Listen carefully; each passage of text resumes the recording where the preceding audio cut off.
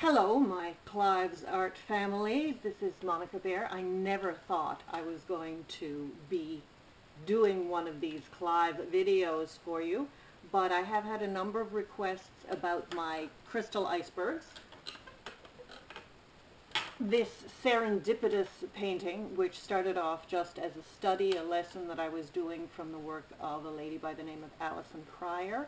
You can find her video lessons on YouTube as well. She's been very helpful to me.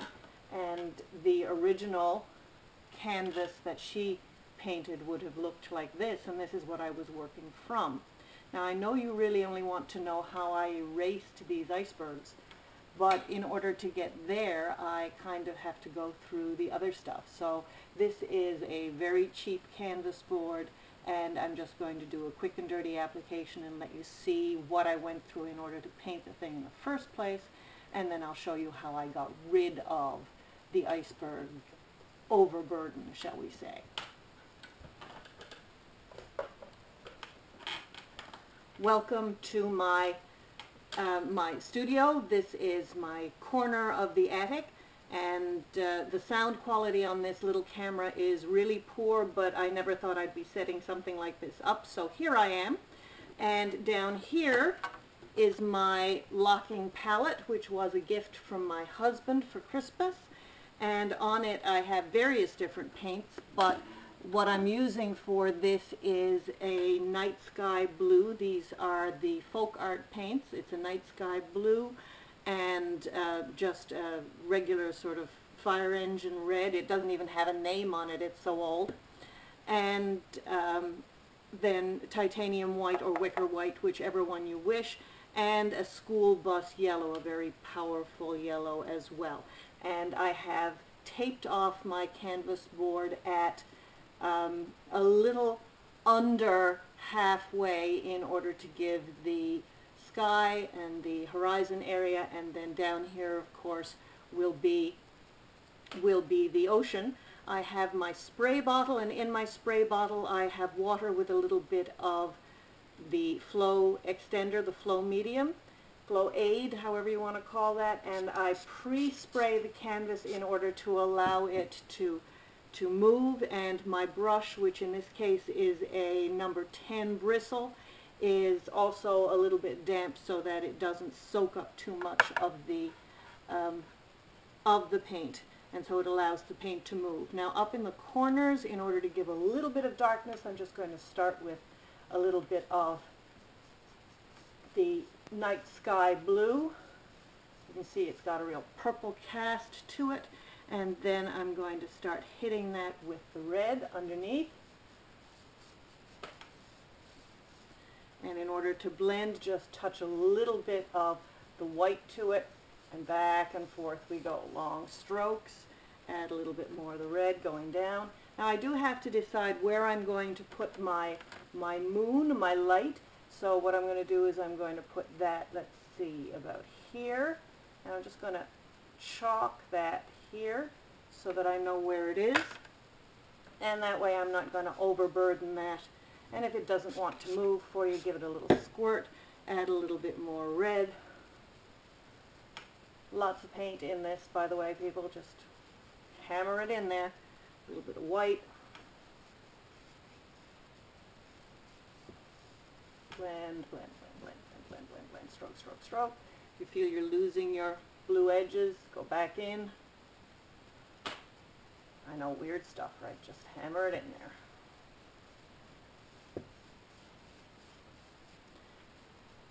And down around here you're going to start to want to see your yellow coming in. This canvas board really sucks in the paint.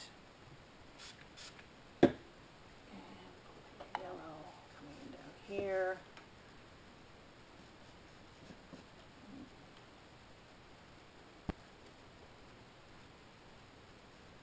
See, it's starting to orange up really nicely here.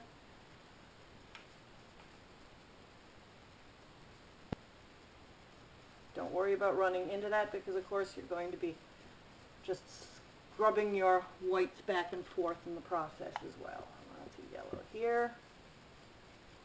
And then because you want to not have it all so dark going down. You wash out the paint out of your brush in order to reduce the amount of transfer, and go into your white and start laying that down here. And that will give you something wet on wet to blend into, and then you can pick up your yellow here, and there you're starting to get that yellow come in.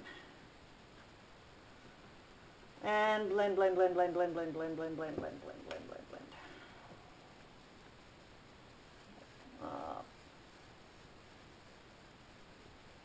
Soften, soften, soften. It's all about blending at this point.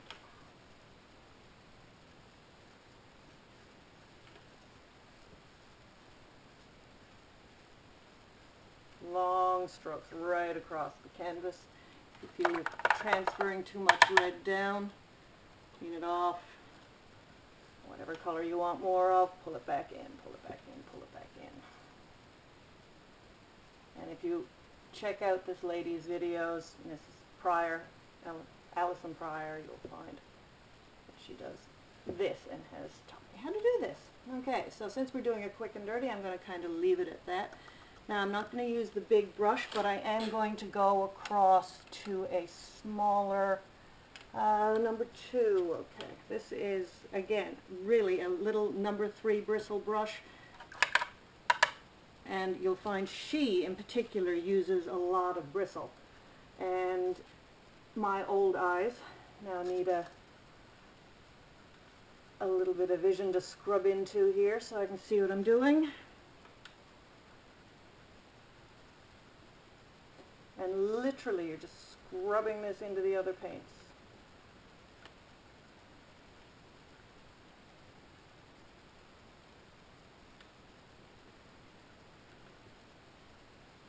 And you want to pull some of it back. Pull some of the red back in. Just scrubs back and forth and back and forth.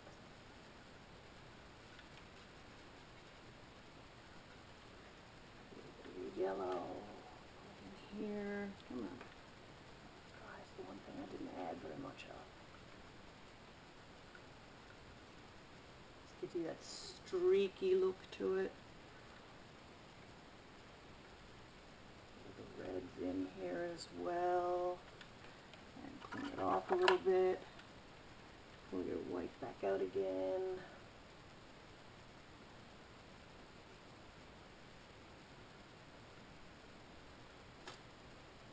If you want to blend that out, I use my Scruffy. Any of you who have done Donna Dewberry one stroke will recognize this brush. I love this brush. I use it for all sorts of things. Back. If you want it to brighten up a little bit, again, pull in your white.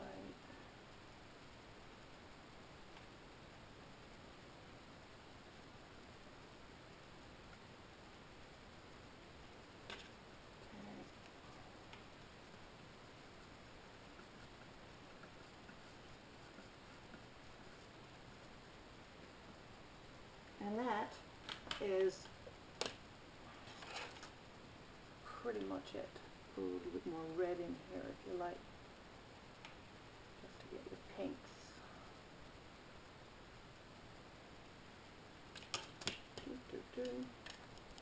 Nerves, see? I'm not used to doing this stuff in front of people.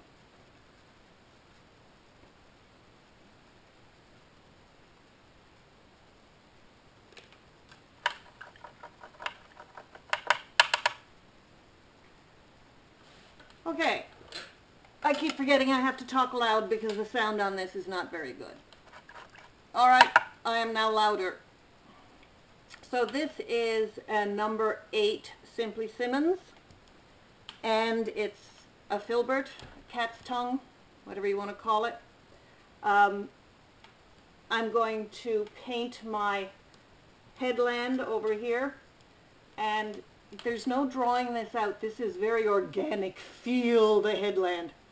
So I'm going to pick up some black, and this is very, very old paint because I left painting for a very long time. I have bottles of paint here that must be 20 years old, some of them. So I'm loading, stroking down here on the on tin foil. Some of you may know already. If you want to soften it up so it flows a little bit better, I use the Folk Art floating medium, as well as I've made up some of Clive's medium mix, and I keep that in a little container should I need to thin something out. But if you find your paints are just a little too thick and you want to do something with them, then you can use the flow medium to give them a little bit more flow. Now the brush is loaded on one side only with the black.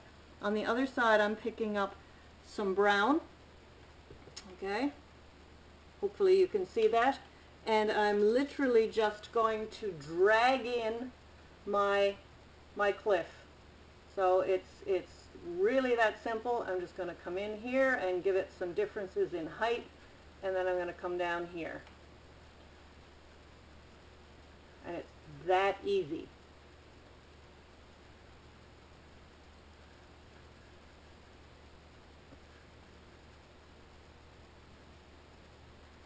Now when you look at my other one, there's a fair amount of detail in it. This is just your basing to give you your underpainting. She does a lot of underpainting. And I'm just going to pop that in my water and let it sit.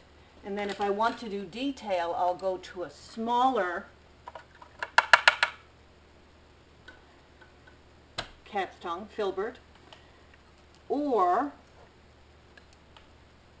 and this one is a bristle, and this one is just a simple, very El Cheapo filbert again. And this is a number 4. This one here is a number 2 bristle. This one is nylon. So all I'll do is the same sort of thing, but this time I'll pick up something lighter. So I'll do white on one side, I'll do brown on the other, and then I'll just drag in to give yourself some highlights. See that? And that's going to give you some structure on your headland already. And you can also dip into the black that you have on your tin foil. If you don't have enough highlight, pick up a little bit more white. And you can do all sorts of structures that you want here. If you want your headland to have another layer down here, you can do this, pull it in. And that's a lot of brights there right now, so what I would do is go back in and clean that out. Blend it in, blend it in, blend it in.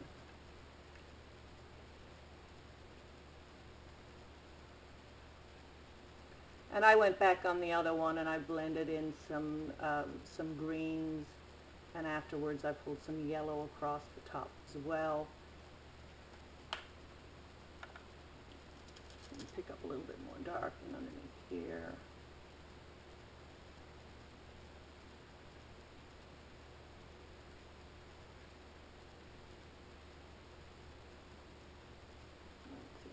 So when you've got the dark on one side and the light on the other, then you have both things going on at once. You can pull in as you wish.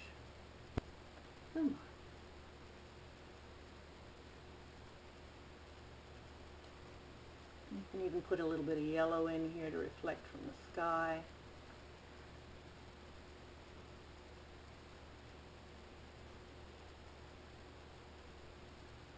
And nothing is too much. Everything is changeable. Everything is savable.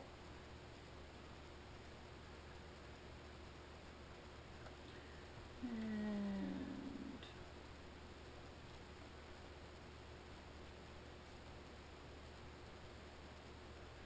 so that's just a little bit of what is probably the equivalent to a Van Dyke brown I'm pulling in there now. Again, just to make it not quite so dark.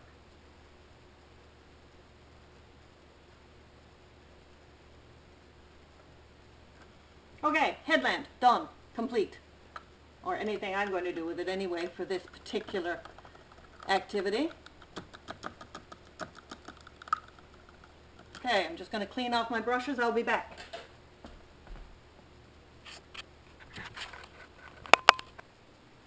So I'm back.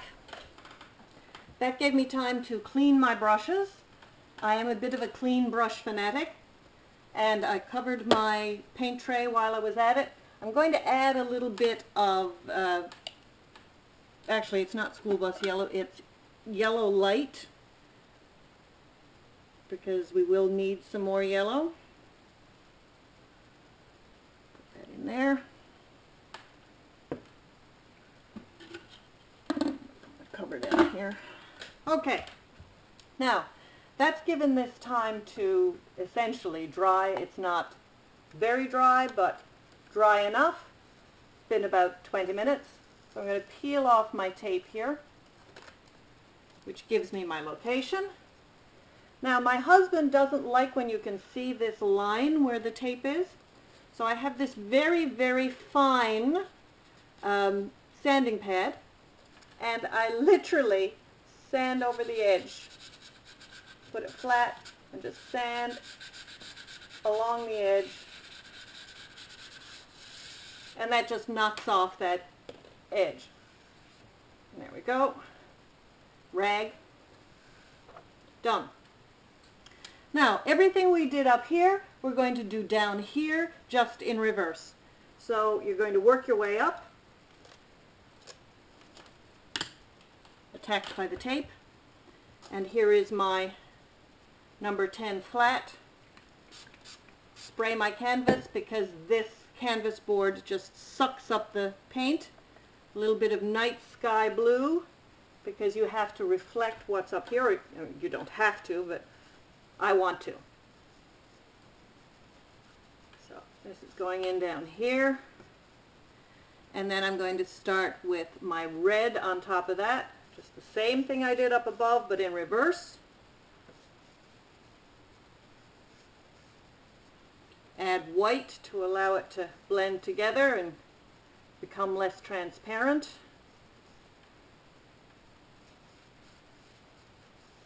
Blend, blend, blend, back and forth.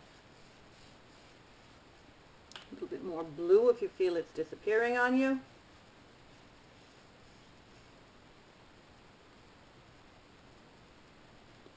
There we go.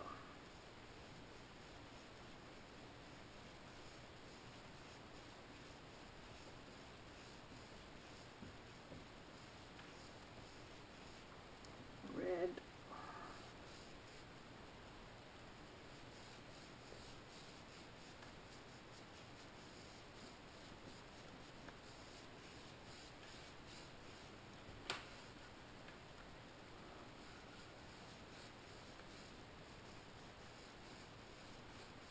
And you can always add more blue down in here because of course you're in the water too.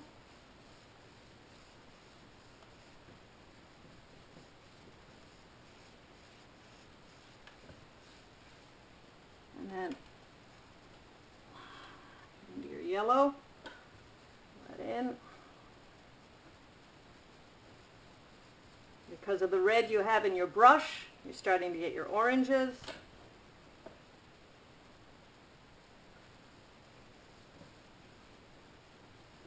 There are no wrong mixes. Just keep going.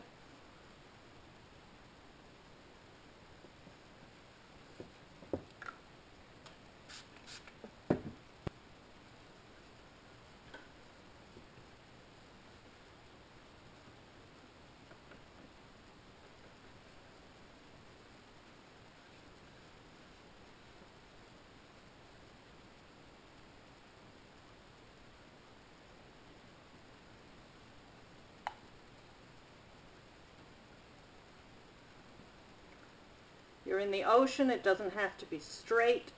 Remember, there are waves. Now when you come up into here, you want to have lots of white in your yellow. Gives you a bit of a wave action and keeps your horizon going. And we'll do more of that afterwards. Run this through here.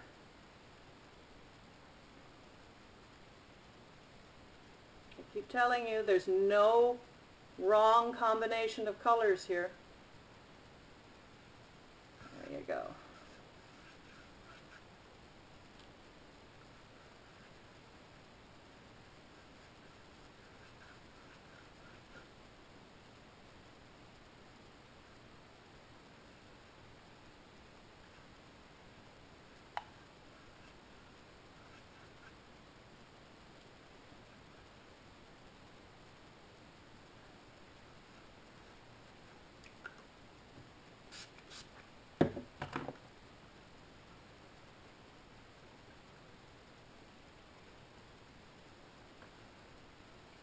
long strokes, long strokes.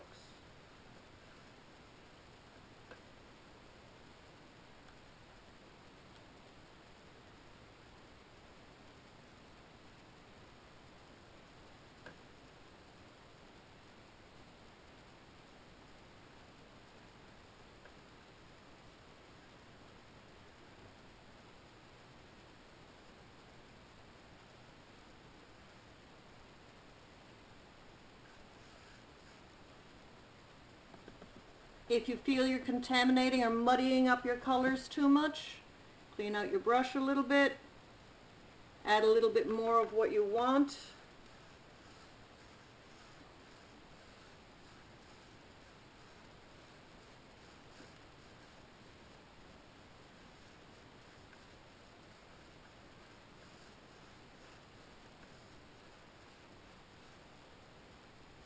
And whenever you want to blend, you can always do it with white.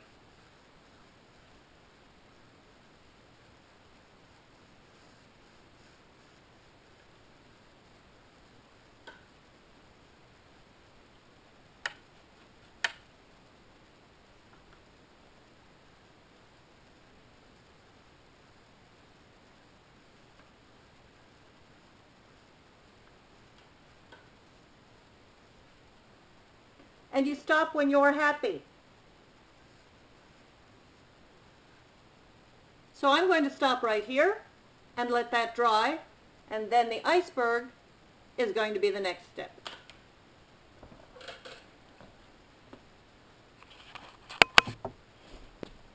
I'm back. So like Clive, I went down to make myself a cup of, but this is coffee, not tea. And this is now dry enough to touch and play with a little bit. And now comes the harder part. This is where I'm going to start to draw in where my iceberg should go. So I looked at this and I said, well, we've got 3 points, if you look at this, and I'm down maybe 1/4 of the space at the edge. And here we go. So, down to about here. I'm using chalk just because I'm afraid of things that don't allow me to go back. Glasses, let's see what I'm doing. One lower, one higher, flatter, and this one was actually quite pointy.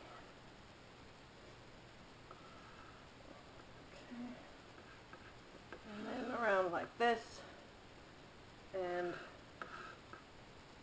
so, no, like that, a little lower, deeper, like so, and then squiggle lines for where your shadows are going to go. And this is where things started to fall apart for me. So there is my iceberg. And I brush mix a lot. It comes from watching videos with Joe Sonia's son. And this is a 3/8 Shiwi angular. I don't have any one type of brush. I just buy whatever's on sale in whatever store I happen to be in that I like. And so now, I didn't want to go straight with white. We need to do an underpainting in order to block the color that's coming behind, and also to give you your mid-range. You go with your mid-range so that you can go darker on one side and you can go lighter on the other, but your underpainting is in between. So this is white with a lot of pink. So basically I just did that. I took red and laid it next to my white on my palette. Hopefully you can see that. And then I mushed together, brush mixed,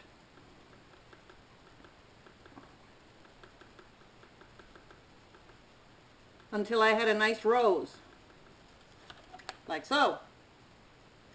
And I felt that there should be a little tiny bit of blue in there, so I came over here to my night sky.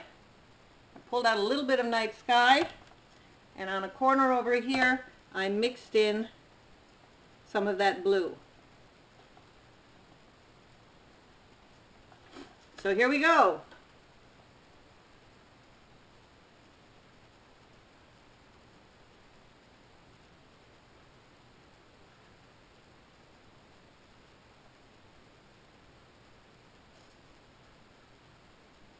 And because it's brush mixed, it's not perfect, so you get some variation. And if you feel it's too dark, like I think on this side it's a little too dark, you just pull in a little bit more white.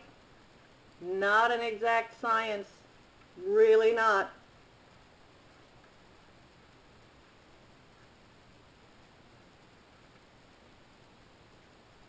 And then the same thing over here, because you're on the front side, you can do the lighter color.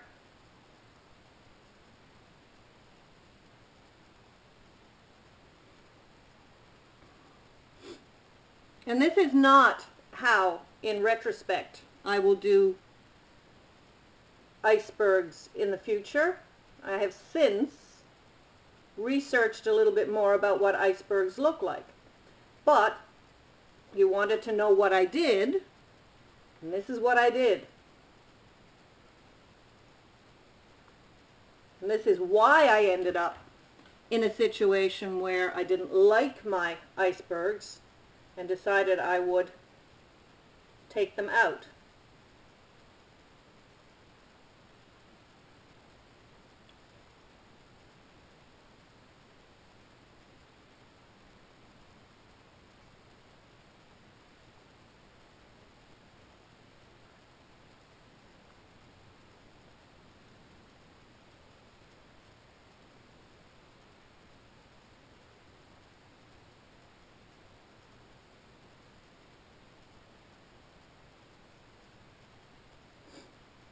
And then in the back edge, even in the underpainting, I added a little bit more blue to that pinky mix.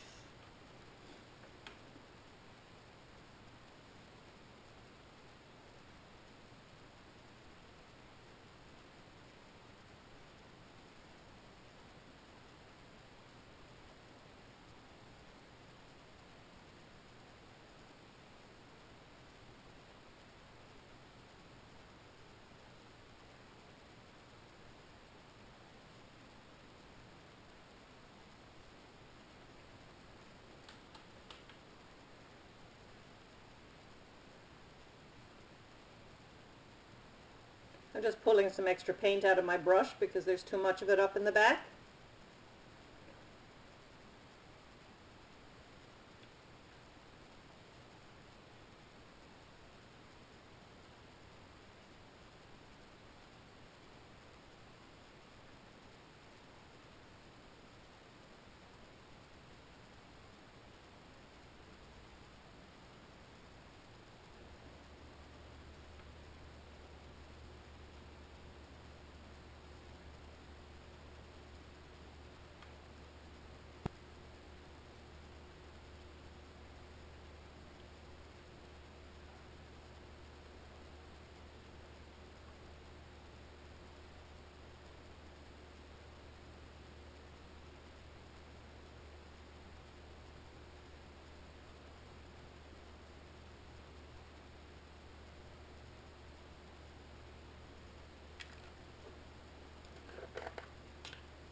I'm just touching to some of Clive's medium mix to thin out what's on the brush a little bit.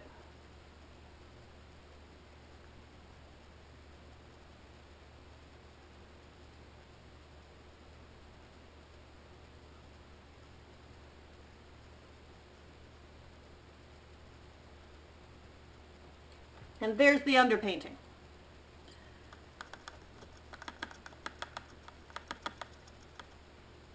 So the next task is to try and pick up white. Now what happened next was that I followed her instruction and used a fan brush. Unfortunately, I tend to battle with fan brushes. I love them for trees and foliage, but for doing anything else, and particularly for doing things like water, I have problems.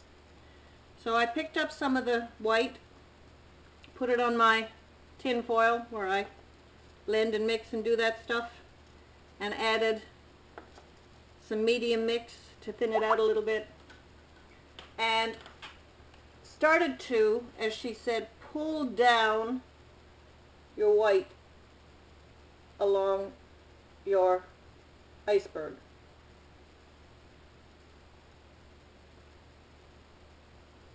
Don't worry about where it goes into the water. We're going to do all of that.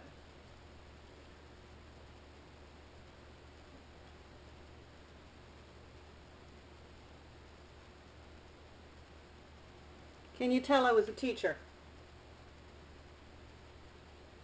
Now you see, I don't like it. I don't like what the fan brush does here. And this was the situation I was in the other day.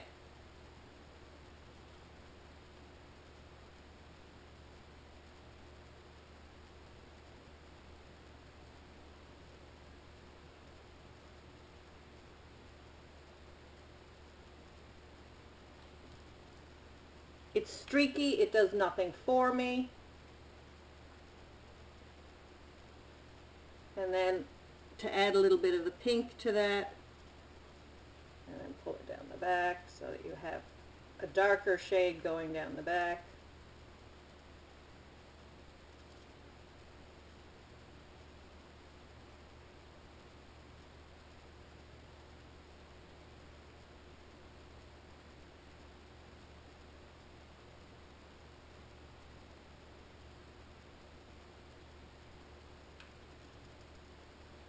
I should have music playing like Clive does. Because this must be dull for you to watch this. Particularly since you know it's not going anywhere. So this was essentially, with a little bit more detail, what I ended up with. Hated it. So I went back in with a palette knife. And I took white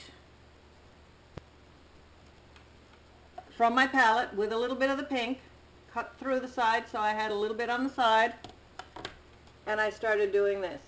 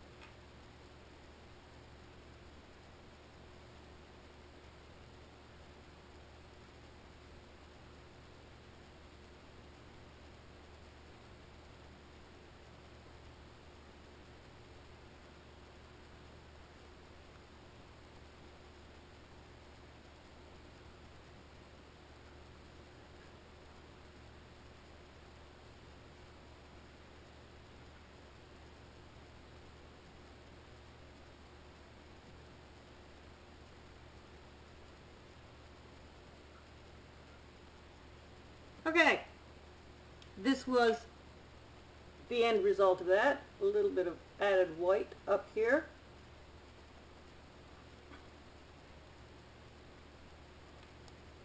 But I didn't like it. No matter what I did, I didn't like it. I used some of the darks.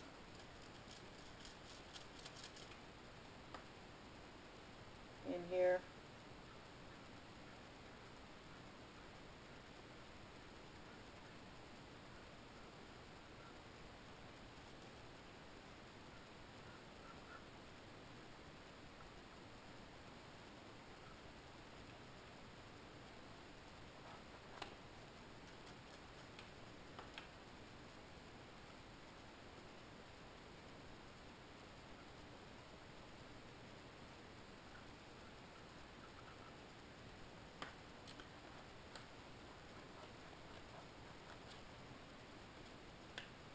Now while we're waiting for the iceberg to dry, I'll also show you the wave action and bringing the water up around the icebergs. So again, we're using the fan brush, and I still have my regular battle with the fan brush. But what I did was I started off, as she had told me, to come in here and put some wave action in here, some water movement on the horizon to separate out the horizon. And I know that that Clive says this too. And it works, really it does. I just have to work more at it because I don't have good control with the fan brush, or at least I don't think I do.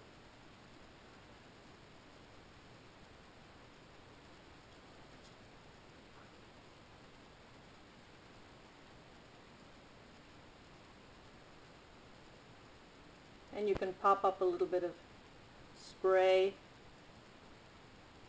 up here off the headland.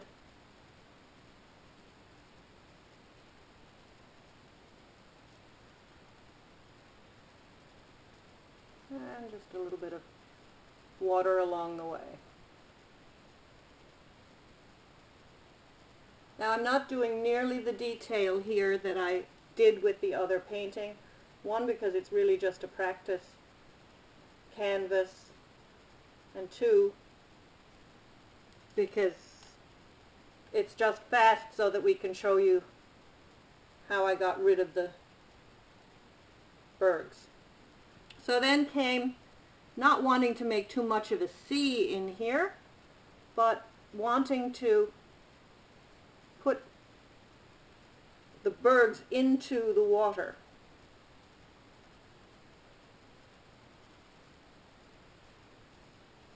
You have a little spray coming up where it hits.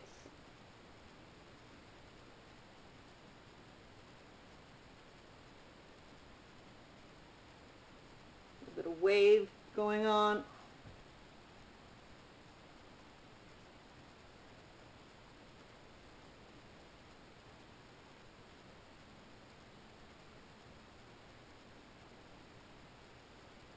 Spray up here.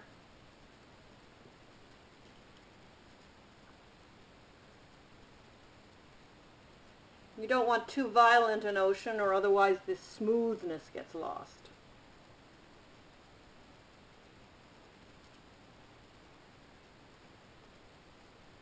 You're just grounding the bergs in the water.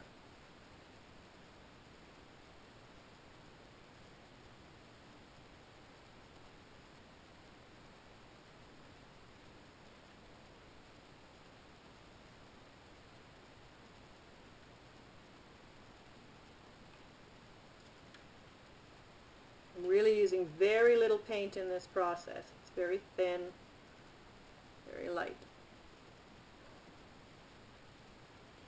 And because I'm no fan of the fan brush, haha, I actually went back in the original painting and I used my scruffy brush to pounce some of this in here. So just to do this.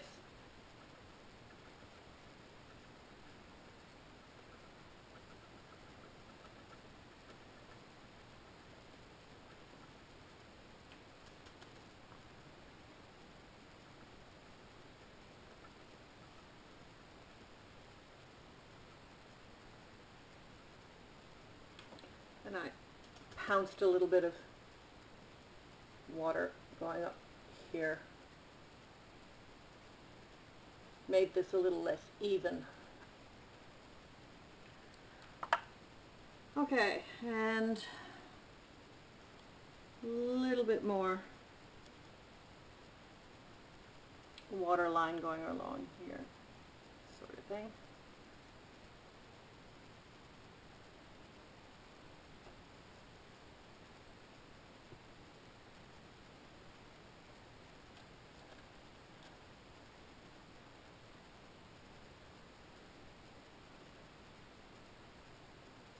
And then I dried off the brush and literally used very, very little white to give a bit of a shimmer to here and the reflection of the berg.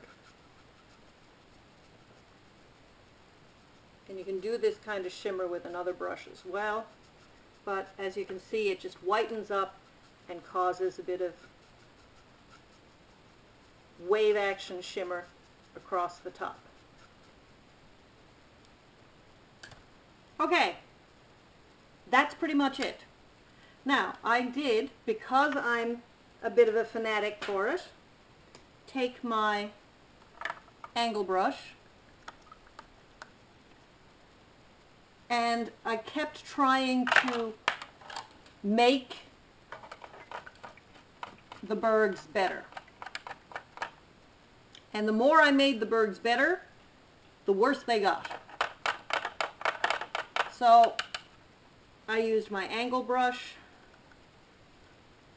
with a little bit of Payne's Gray and Night Sky on the toe and floating medium on the heel, and then I just stroked that in so that I had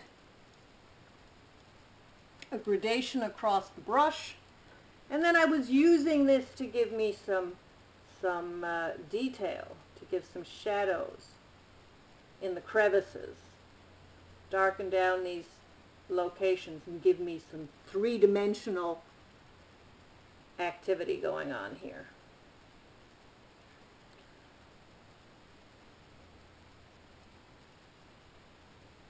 And this, floating like this, I learned from Donna Dewberry's one-stroke technique. And something like this. And these bergs I'm actually kind of liking. I probably wouldn't have gotten rid of them if they had looked quite like this one does for some reason.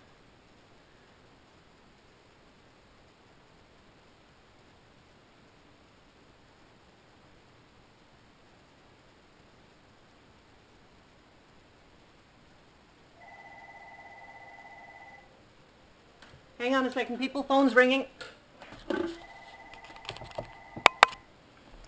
Sorry, that was my daughter solving an emergency as usual. So,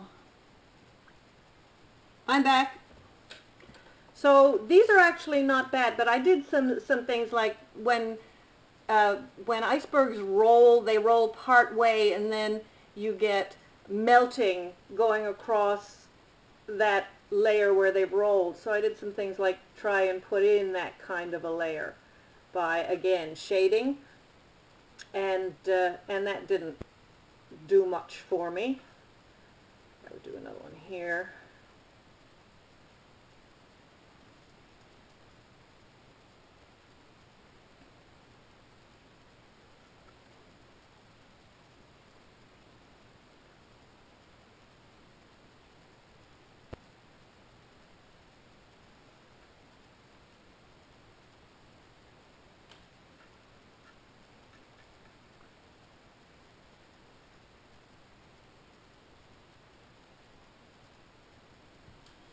Okay, so I'm going to leave these pretty much as they are now, and I will try to dry them down with the hairdryer to see if I can do the equivalent of what I did the other day in a shorter period of time so that you can see what goes on. Okay, I'm going to leave you for a little bit while I hairdry these guys.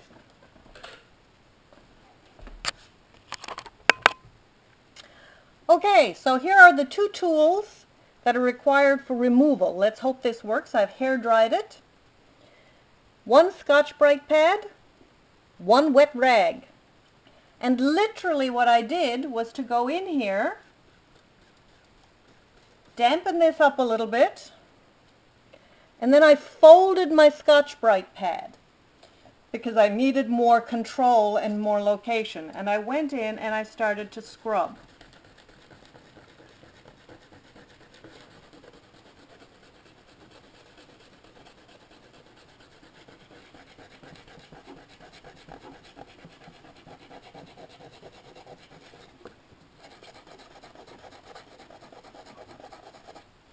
You don't get much off, but you do get some, and you're starting to break it down. And then I went in after with my cloth, and I just rubbed.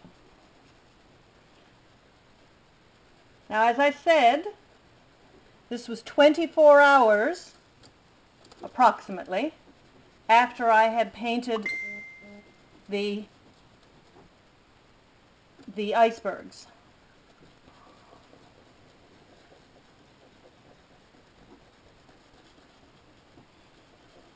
And you can see I'm starting to get down there already in some places. But I left my edges. I was very careful to leave my edges. And that was just because I wanted to know where I had to go.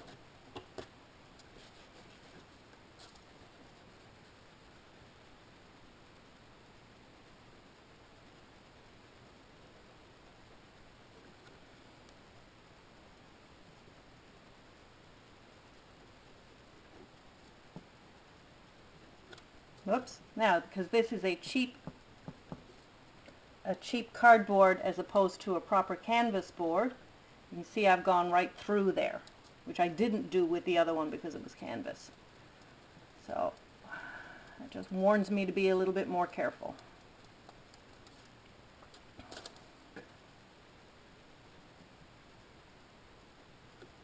Yeah, no, it's not working on this because it's just pulling right off because of the canvas. But as I said, I was working my way down through. And you can see I was starting to get down to the, maybe if I'm a little bit more careful with this one, you'll see it.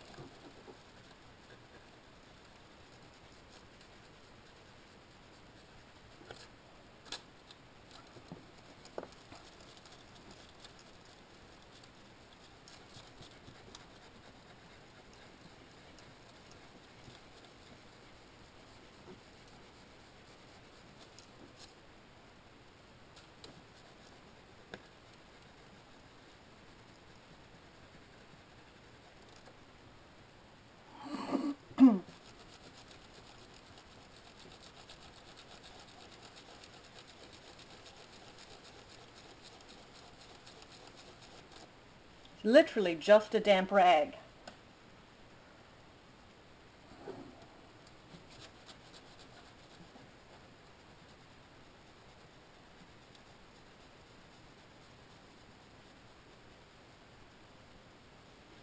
There we go.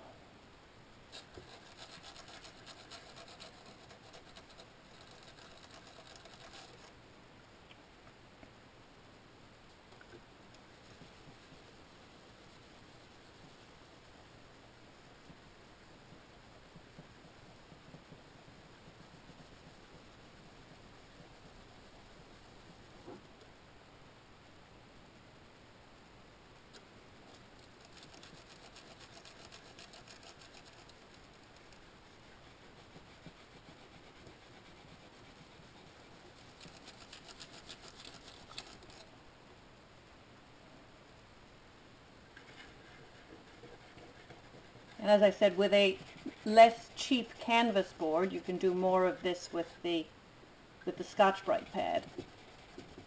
As you can see, it's coming off there now.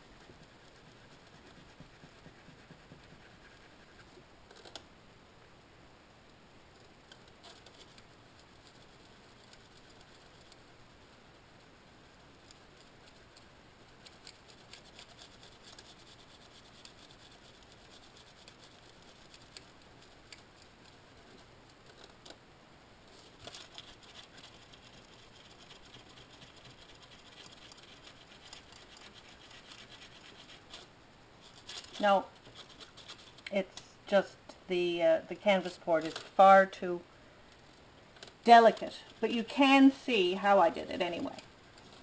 It's just that the surface here won't allow for the same sort of rubbing. Plus, as I say, I had dried it for 24 hours. So now you can see the process, if nothing else. And eventually I would have gotten back to the yellow underneath.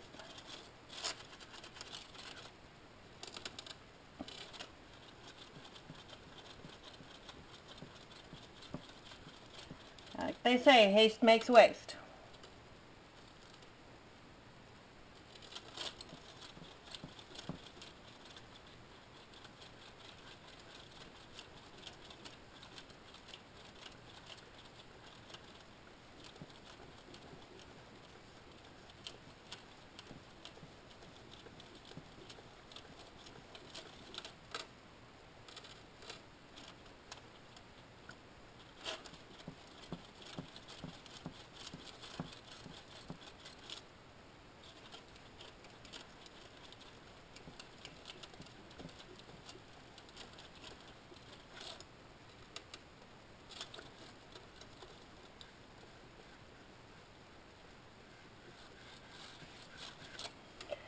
So give it a go and try and make your own glass icebergs. As I say, it was all fine, except this was too cheap a surface. And that's why it wore its way through, and the fact that it was still damp, I guess. Thanks very much for watching.